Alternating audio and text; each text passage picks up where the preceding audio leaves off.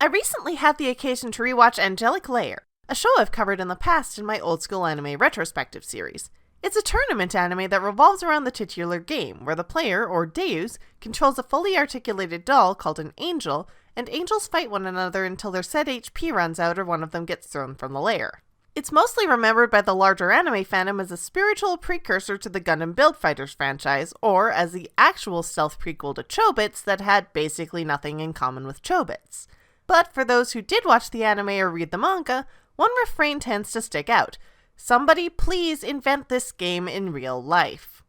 Many tournament series that revolve around a game were either made to sell that game in real life or quickly defictionalize it. Card game anime are their own subgenre for a reason, but Angelic Layer never existed.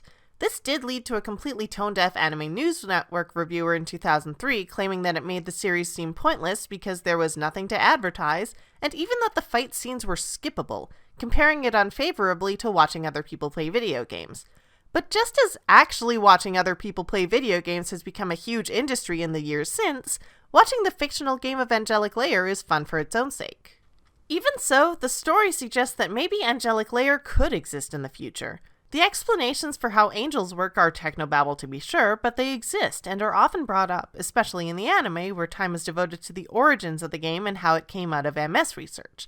The mind-controlled prosthetics that inspired the game in the anime do exist in real life and are constantly advancing. That's led fans and people who remember watching the series in the early 2000s to wonder if it really could be possible to get your own angel one day. But none of this wonder and excitement would happen if the game didn't look fun, and it does. We see Misaki and other Dei create their angels with an idea of what they want them to look like and what they want their capabilities to be, and carry that playstyle into the layer. That encourages the viewer to think about how they would make an angel in play. The story also takes apart the genre's tendency to make their games serious business. The fate of the world or the country's economy doesn't rest on Angelic Layer, no matter how successful it is. Many of Misaki's opponents throw themselves into Angelic Layer for revenge, or to make up for not having a real childhood, or because their little sister wanted to play before she died. Misaki doesn't just beat these people. In doing so, she also reminds them that this is a game and it's supposed to be fun. That's how she befriends all her opponents and turns them into supporters, because she taught them how to have fun again.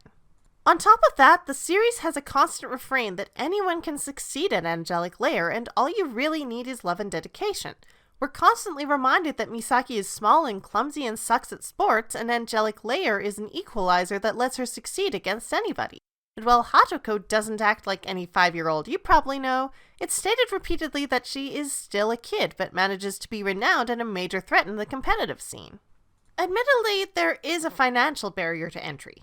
Misaki spends all the money she saved to get everything she needs to start out and has to walk all the way home because she spent her train fare. But it still reinforces that once you're in, your connection to your angel and skill at the game is all that matters. The series shows multiple rich kids who make more than one angel to try and get a leg up, along with people like Ojiro and Shuko who have the advantage of insider knowledge and the latest technology. But Misaki defeats them all with a basic floor model and a dream of proving that she is enough. Many game tournament shows introduce a supernatural element either right from the start or over time, but Angelic Layer doesn't. That and the fact that the explanation for how the game works and originated ties into modern scientific advances lead viewers to wonder, could it happen in reality? While there might be stumbling blocks, the dream in the egg, as it were, still at least looks possible. Couple that with how fun it seems to play Angelic Layer, and the series promise that anyone can succeed just like Misaki did. It's no wonder that the idea has taken root in those who grew up loving the series, that maybe one day we could have Angelic Layer. And if we did, there would be plenty of people lining up to play. This is Secret Identity Studio, and I'm still shaking my head over the Kido Tenshi pun. Teenage me named my custom Beyblade Shirahime. I probably should have seen this video coming.